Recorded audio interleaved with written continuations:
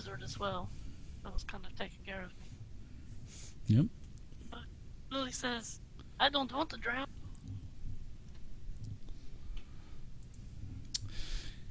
Well, you will eventually drown one day, little one, unless this flooding can be stopped.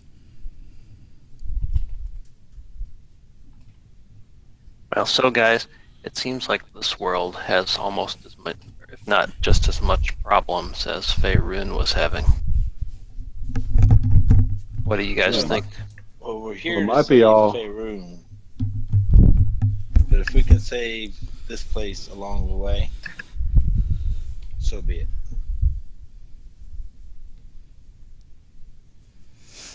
Sea hags are a nasty critter, though.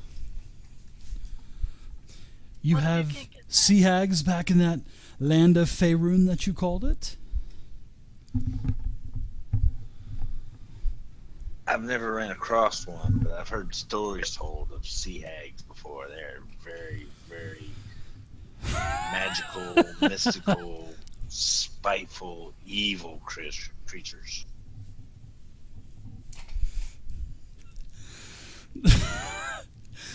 That's awesome. Well, I think it might be all connected. Find this archmage, and I don't know. Maybe it's a bigger problem than we think. Maybe this world's affecting other worlds and affecting the death curse. I mean, it could be all connected. She may even be able to help you with that beautiful medallion that you have. She may be able to even help you find your lost friend that you call Vorn. Oh, don't tempt me. That just sold me. Oh, me. It could possibly bring Vorn. That'd be even more firepower for us. Yeah, so it seems like we need to. Talk to Vorn now. He's not on the same plane. Have we truly changed planes of existence? I've been trying to telepathically sending my messages out to him. It's dead air on this end. Yep. So the only conclusion that you're coming to, 010, is that, yes, you are not on the same plane of existence. That was a one heck of a storm. Yeah, that was some storm. That's just what I was thinking. Yeah. Was Mara one of the three hags, or was she a fourth? No, she was she was was the the one. she was the young sister that was blamed for her mother's death on birth. All right, she wasn't one of the ones that died, though, right? No. No one So, knows so what maybe happened to we her. ought to try and hunt Mara out. Some say King Amemnus put her in hiding. But she would be around 20 years old now, Equius says.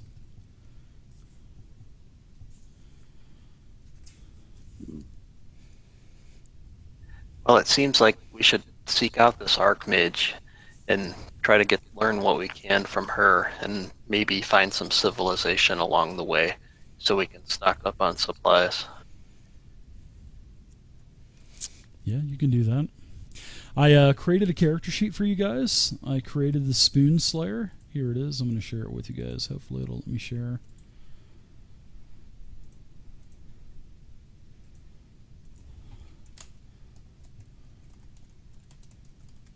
All right, here it is. All right, there's your ship sheet.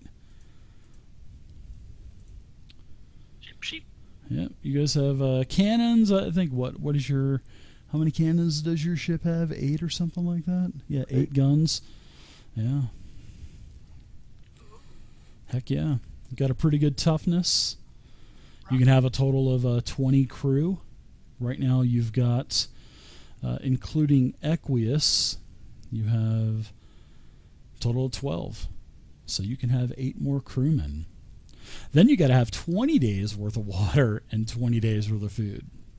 But if you're a mage, think about it. If you have the capability to create water, I mean, that could be easily taken care of every day, you know. But it's the food that could have a problem, because all those Conjure sandwiches. conjure like salmon plates or something like that. Conjure a school of salmon beside the boat. That would be cool. Dude. So as Equius dives into his backpack and he gets done telling you the story of the three hags and King Amemnus, all of a sudden, you guys hear this ripping sound and this cracking. It sounds like wood cracking. You're almost thinking, oh man, are one of those say this 3 times, ship-sized sharks hitting the boat? But just as good old Captain Shen gets the Spoon Slayer underway, you hear this wood cracking, and then you notice that it's not the boat, and then you look back over onto the shore, and then all of a sudden you see the trees starting to part like Noah was parting the water, and you can see trees just flying everywhere. And that, you're starting to leave into the deeper water from the shore, and then all of a sudden the final couple trees part, and you see this massive gorilla busting through the woods, and he comes out onto the shore, and that's what he looks like. And when Equius sees him, he says, "Oi, that's Donga, one of the walking gods. The Ulaks or the Redmen probably summoned him. Oh, this is not good." And he's probably 60 to 100 feet tall. And he comes bursting through the trees, and he takes one tree in each arm and just uproots them like nothing. And he starts to run towards the shoreline. You guys are probably I'd say about maybe 50, 75, maybe 100 yards away.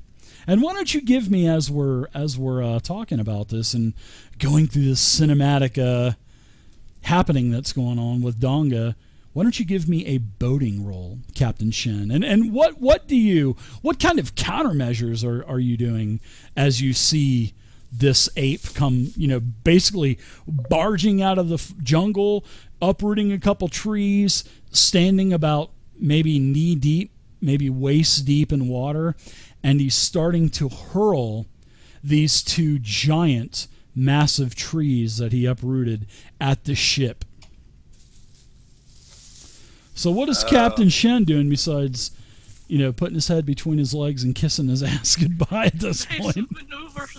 We're going to be maneuvering the ship such to put the starboard side of the ship, the starboard guns, the starboard cannons towards the shoreline to make ready to return fire if this big monkey doesn't change his attitude. If the monkey needs an attitude adjustment, I like that, Captain Shen. So, boating check, you said?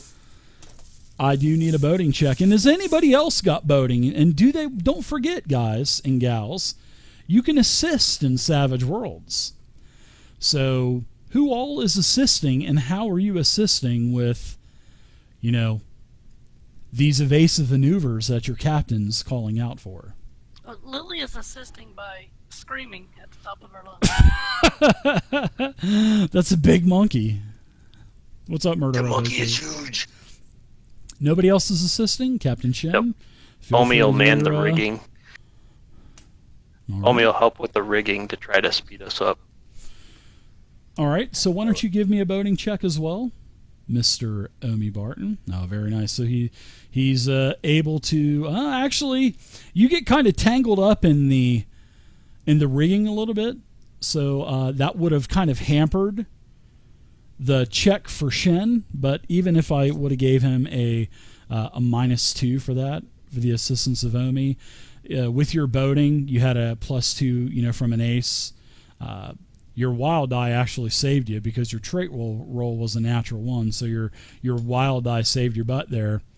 But you're still successful, and you maneuver the boat just in time to where one of these massive tree trunks splashes, just missing the rear of the boat, and the tree just sinks down into the water, into the depths, and you don't see the tree anymore. And as you guys are getting further and further away from the shore of Korantah, Shen is still barking orders, and Donga starts to beat his chest. So if you want to open fire on Donga, you can. You can, if you want to, turn and strafe him, you can. But he doesn't have any more trees, and he's just standing in about waist deep of water, beating on his chest and just staring you down. And this is after he throws the massive tree trunks. And it seems like it seems basically you're sailing further away from Quarantaw. Donga wades out a little bit further. He knows that he can't go any further out. He's beating his chest, just staring in your direction.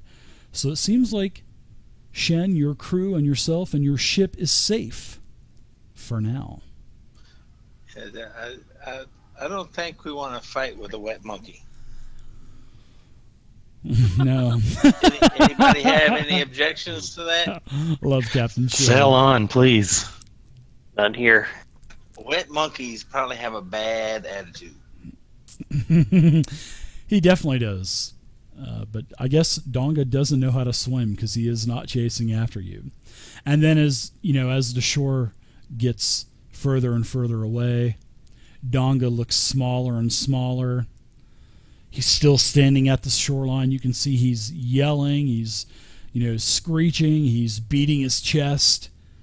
And then just, as you're probably 1,000 yards offshore, he stops, and it looks like he walks back into the jungle. Crisis averted. It looks like you're safe for now, everybody. Good check on that. Good roll on that check there, Captain Shen. Evasive Silly maneuvers monkey worked. waters is for boats. So that's Donga. And the Scarillian Equius said that he was one of the walking gods. And there are multiple walking gods on Quarantaw as well. There's a snake, there's an alligator, there's a spider, and then there's a lot of other dark walking gods as well that have been summoned and many, many, many years ago, and they're just stories. So crisis averted. You guys are safe. Nice. Man, that would have really been suck if you would have missed that boating roll and your ship would have just been crushed. That would have just been probably Been treading water. You've been in two little dinghies. You still got the two dinghies. you would have been in a lot worse shape, Captain Shen, than you're in good shape now, and you still got all your food, your water, etc. So, Out of character, do we have a air mage here with us? No. Well, I'm supposed to be fire mage, but I've just been using my electricity just to keep in character. Omi is water. I don't think we have any air people. Okay, I was just yeah. Well, that could cause some problems actually. As Equius kind of chimes in, he says, "Oi, no air mages on board? What happens when there's no wind in the skies for a day? The ship isn't going to travel very far." That means you get to man the oars, Equius. Oi, there's no oars on this ship, is there? giggles. Yeah, Equius changes the subject really quick. he changes he says, so about that Archmage that I know, in fact I've met her once. Her name is Tressa the Red, and like I said, she is one of the only known Archmages in all of the entire world of Charybdis. Like I said, she could probably help you get back to your home planet. She could probably help you with finding out about your friend Vaughn with that medallion. And she could probably help you with if you want to help our little world since you're visiting, if you want to help kill the hags. Maybe she could help you with that as well. So I'm gonna you guys are pretty much here on the map. Okay, there's something I wanted to do too before we get into something else. Sure. What would you like to do there, Lily? Lily heard the Kraken mention something and is seeking him out. Omi, where would you be right now? Or as the ship was underway?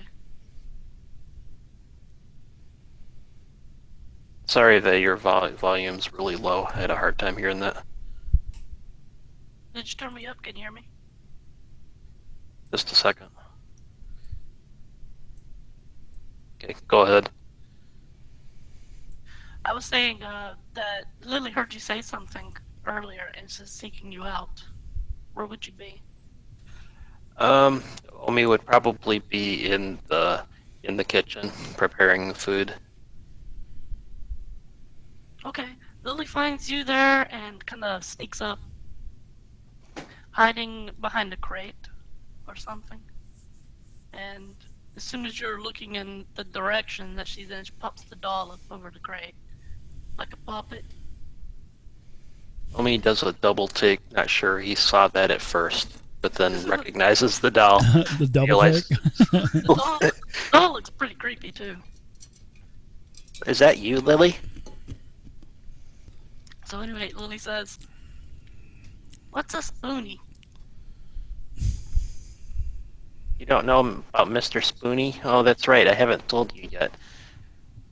Well, you see, in our world, where we're from, a evil half-orc named Markesh stole this, I guess you'd call it a familiar sort of mine called Mr. Spoony. And he's used Mr. Spoony for ill ends and somehow caused a death curse in our land. And we were tracking him down, and we were almost on top of him, and that's when this portal opened and wrecked us. And you know the rest. Wrecked us. It wrecked us. What's a death curse? Well, you see, we have this death curse in our land where anybody who has been raised from the dead using magic is slowly rotting away, and anyone who dies can't be resurrected by magic. And it seems to also be causing a lot of undead in our land. What's a spoonie? Oh, one of these. Yeah, I'll show you what I'm cooking with. Lily pops her eyes up above the crate for a moment. You see, he's a talking spoon. Talking and walking spoon, actually. The little dog gets agitated.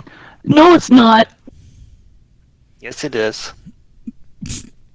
You're lying. She's playing it great. Why would I lie about that? I don't know. Well, anyway, we're trying to find Mr. Spoony. You haven't seen a walking, talking spoon anywhere, have you? At this point, she just runs off.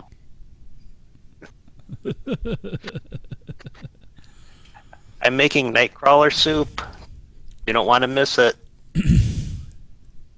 Oh, gross. So just about a day goes. High in dirt protein. Oh, could you just imagine the crunchiness? Ugh. So about a day goes by as you guys are, talking about, what you're going to do. You're probably about 20 miles off of shore. Torth Call, you really can't see the shoreline anymore. So you're about 25 miles. I think that's about it, right? I know that Shen would probably know that. About 25 miles.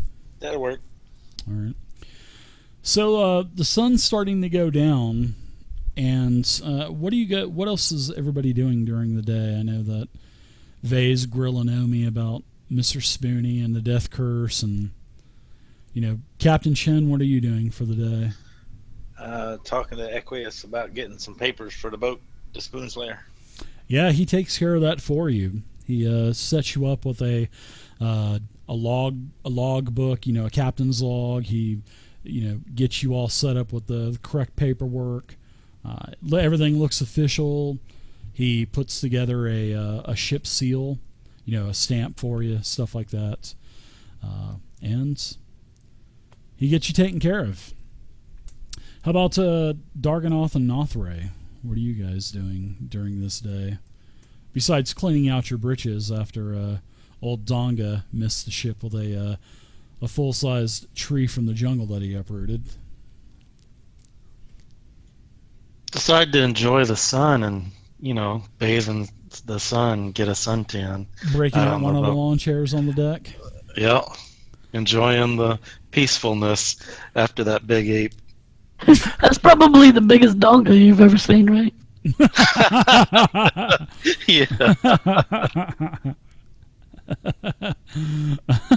Darganoth.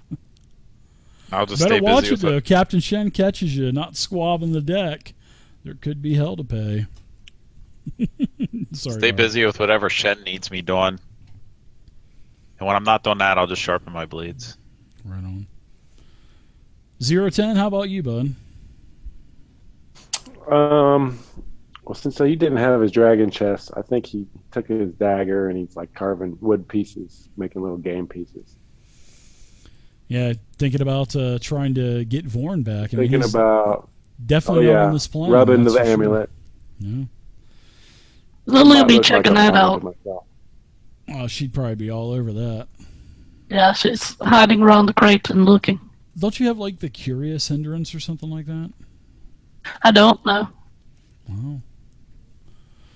but So, it is a childlike quality. well, Equius, he's open for any kind of questions. He was on one of those Spanish ships from Earth. He was on a man-of-war. He got to travel a lot. He told you guys that, the Scurillians, they're basically almost like what you guys would know to be maybe like a scientist or something. He likes to measure things. He's always he's measuring the depth of the pirate sea as you guys are traveling. He's all about facts and figures. You see he's got a log book of all of the depths, and as he travels through, it seems like every time he travels through an area, the water rises just a little bit more and a little bit more. So, as this happened, and he just became more curious, and over the last couple of months on this Spanish ship, he's noticed that the water level has really, it's risen nearly 6 inches all around the world of Charybdis, everywhere that he's, been. And he says, "Oi, numbers don't lie, mates." He says he cashed out his retirement plan, and he basically bought his way onto that Spanish ship because it was a big ship and they had all those guns. And he basically took his life savings and just started studying the depth of the sea. He says, "I'm sorry to report, but the world of Charybdis is still drowning, and it doesn't look like it's slowing down." The water's getting deeper. Yeah, he says, "Oi," he says, my best guess is that the free towns of Charybdis probably will disappear in about the next 3 to 5 years." And then he said, "Within a decade, the entire world will be underwater, and all surface life will cease."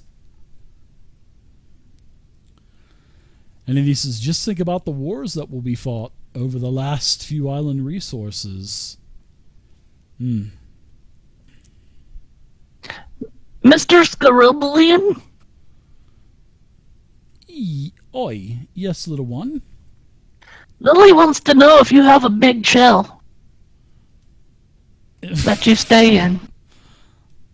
I can retract into my shell, and he pulls his arms and his legs and his little pointy eyes out, and he kind of rattles around on the top of the box he's standing on, and everything disappears, and he folds his claws up in front. So yeah, it looks like he can disappear.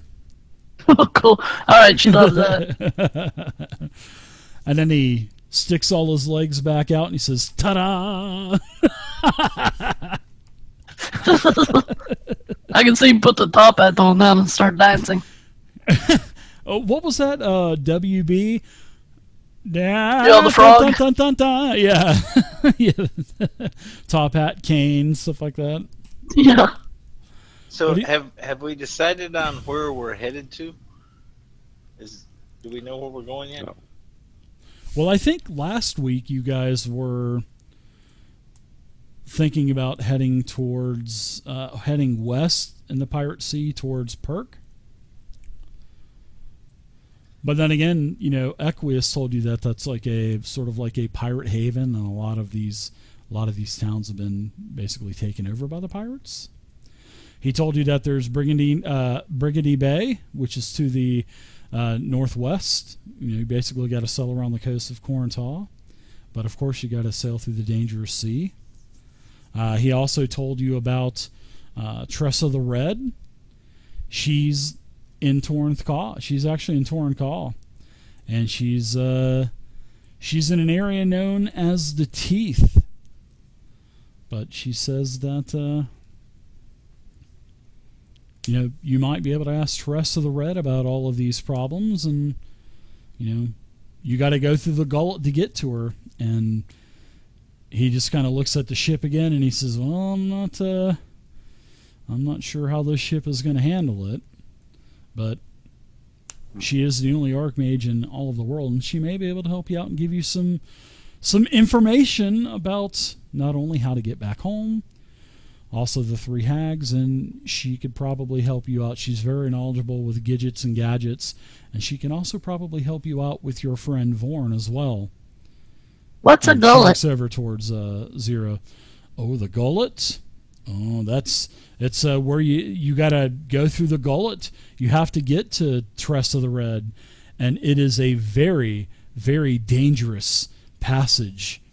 And he points over towards the map, and he says, "You gotta get to the Teeth, and then you gotta go through the gullet, which is about right here." As everything is just going haywire on the map. Yeah, there's two arrows. I don't know what's happening. Yeah. So do we want to go for the Archmage, or are we wanting to... Well, I was going to ask, you guys know Marquesh more than I do. I mean, where do you think he would go? I think Marquesh would probably be headed for Brigady Bay. Ooh, maybe she could even look into her crystal ball. I heard that all Archmages, well, stories say anyways, that they have crystal balls and maybe they can see into the future. So what do you think, Captain? Should we try the Teeth? Looks like it's pretty close to us on our map here, but it sounds pretty dangerous. Well, we're not going to get another ship anytime soon. We just have to rely upon our skills to safely navigate the Teeth, if that's where we want to go. She seemed like a very nice lady. I've been there once, and actually Tressa hired a ship to bring her some caraway fruit, which is actually really rare now because of all of the lands are shrinking. And this fruit was from Marwa, and I just happened to have been fortunate enough to be on board of that ship. But I don't know too much about the Teeth. I was, counting cargo, making sure everything was there, making sure all of the scurvy sea dogs on board weren't eating all of the fruit. So I don't know much about this gullet. I don't know much about the Teeth. But I do know that it is dangerous, so just be warned. And the Teeth are a circle of rocks, actually mountains, really. And these Teeth surround a beautiful sunken lagoon. And don't ask me how that's possible. I don't know. I'm just a Scarillion. Maybe magic. I don't know. I'm not too sure. But in the center of this massive gullet, there is a massive geyser of water, which I have seen. And I think that was probably magic. Because usually water flows from top to bottom. Gravity, of course. But this geyser is spraying water up. So I think it's probably Tressa and her magic. And atop this big, massive geyser is a floating island. And that's where Tressa lives. So to get inside of the Teeth, you have to sail down the gullet, this deadly rapid, which has actually claimed many vessels that I've heard. So I hope your crew is ready and firm. And maybe a little bit of luck can help you as well to survive the ride down the gullet to the Teeth. Crew? Maybe we need to find an air mage. Oh, Wee Willie steps forward. Yeah, Captain. God, I'm trying to do his damn Southern Plantation owner.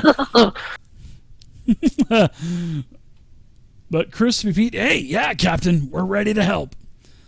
Oh, and by the way, we should probably try to set up a couple of nets to try to catch some seagulls, because now that we've got all this fruit on board and these vegetables, I could probably make my favorite signature dish, seagull soup. That's right, Captain, your favorite. Well, maybe we'll be able to catch some seagulls as we're traveling to the teeth. Maybe we can, Captain, or maybe we can't. So we set sail for the teeth then, I guess. Ooh, nice. So we'll say that each one of these squares, we'll say that's, you can probably travel, I'd say 3 a day with your ship. What a name for a ship. Gwyd, thanks for the The host. Spoon Slayer is awesome. Thanks for the bit, yeah, the Spoon Slayer, or the spoon may be slayed by the gullet. So Yeah, it works both ways. let's go ahead as the sun sets. Everybody gets some rest. You guys eat some food. So let's see, how many people do we have on this ship again? 12. Let's go into the message of the day, and we'll take 12 more days of food and water off. So you guys have got 48 of each left. All right. Next day comes. Why don't you give me... In fact, I'm counting Donga, the biggest Donga that you've ever seen. I'm counting that as I'm counting that as an encounter for that day. So, Captain Shen, seeing that you're navigating around the coast of Torthcaw, why don't you give me a D20 for an encounter roll for the day, and why don't you drop that into the tower for me? Oh my. Oh my. So all of a sudden, as you're probably, I would say, maybe midday, Captain Shen, as you're up on the back of the poop deck, all of a sudden, Wee Willie screams down from the crow's nest that he sees wreckage floating off into the distance, and he says that it looks like there may be survivors floating on the wreckage. And he says, "Iceberg straight ahead." Not iceberg, but wreckage straight ahead. And it, like I said, he's yelling down from the crow's nest up top.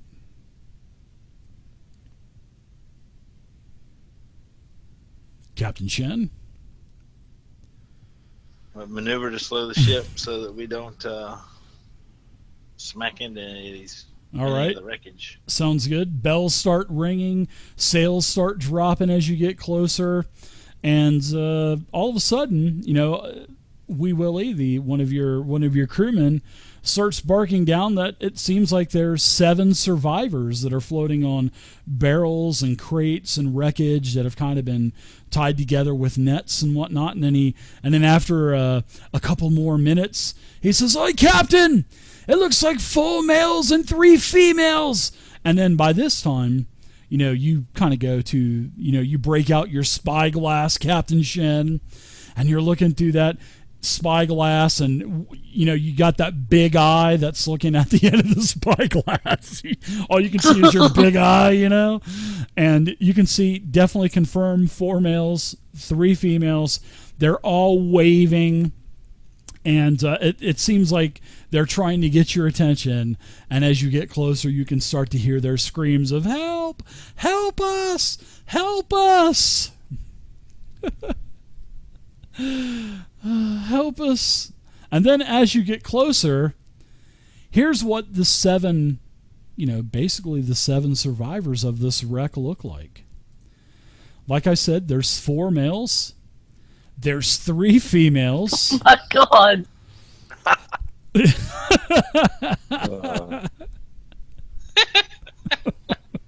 Sail on. Sail on, right? And it looks like the captain, in his blue shirt with captain's hat on, got water dripping off of it. He's saying, "Let us aboard! Let us aboard there, friends! My ship, the Minnow, was lost. Help! We've been stranded for days." And you can see that they definitely look dehydrated. They've got, they've been burnt by the sun, so their skin is all cracking. Their mouths are all dried out, and so they're asking to come aboard. And the captain, he's saying, "Permission to come aboard, little buddy." Permission to come aboard. Nice. What crew? What do you think? You want to bring some more on? Maybe we could drop them off at the Teeth. Captain, I would say that the Teeth is not a town, my friend. It is just a cropping of mountains sticking out of the water. There's no town there, sir. If you leave them there, they will die. Much like if you leave them here, they will die.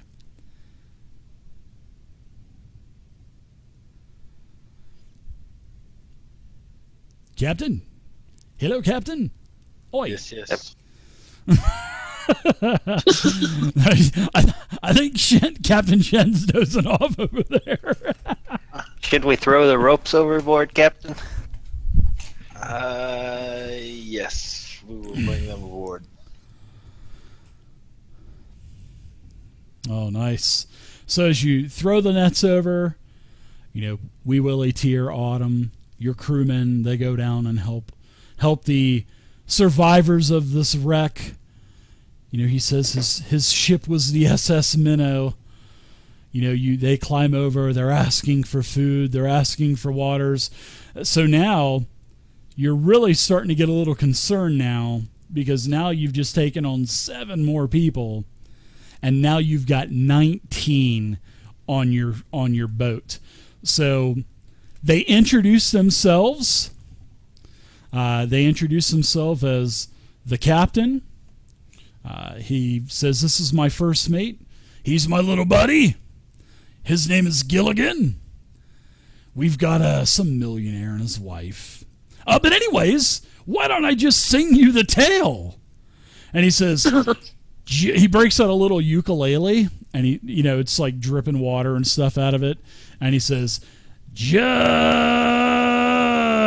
sit right back and I'll tell you a tale of a fateful trip that started from a tropic port aboard my tiny ship. The mate," that's me by the way, "was a mighty sailor man, the skipper brave and sure." Well, actually the mate was Gilligan, but I screwed that up. But anyway, the skipper brave and sure. 5 passengers set sail one day for a 3-hour tour. A 3-hour tour. The weather started getting rough. My tiny ship was tossed. If not for the courage of the fearless crew, my minnow would be lost. My minnow would be lost. My ship capsized in this watery world with Gilligan, the skipper too, a millionaire and his wife, a movie star, the professor and Marianne. I'm the skipper, goddammit, and let us aboard. Yeah. Oh, yeah, James Hatfield there, yeah. What's a minnow? Oh, that was my ship, little girl. Did you like my song? So I guess we can come aboard, as he's still kind of strumming his ukulele. I don't see any plank here, so it looks like I'm not going to walk the plank for that horrible song. But anyways, I figured I would just sing you our tale. The 3 starts clapping. I'm gonna look at the captain and be like, can we only allow him on board on the condition he never tries to sing again? Oh. Exactly. No more singing. He says, Omi, no problem. Omi get all upset with somebody singing when he's trying to play the spoons. Omi was accompanying him with a spoon. So he says, no problem, little buddy. And he takes his ukulele, and as he goes to throw it out of the ship, Gilligan stands up to stretch, and he hits Gilligan right in the face with the ukulele as he goes to throw it overboard. And he goes, "I'm sorry about that, little buddy." And then he... So I'm sure you guys are probably familiar with the cast of Gilligan's Island. So Never heard of it. Oh my God! How dare you? You are so trolling me anyway. So I'm sharing the image. Bottom left is the professor. He's got some skills. Gilligan. He's going to be a good crewman for you. You have a couple of I don't want to say worthless, but they're basically commoners. And he says he's very rich. He introduces himself as Mr. Howell, and this is his wife. And she's got this umbrella trying to shade herself. You know what I mean? She's dripping wet. And she's like, "Oh, yeah, get my bags. Where's my bags? Huh?"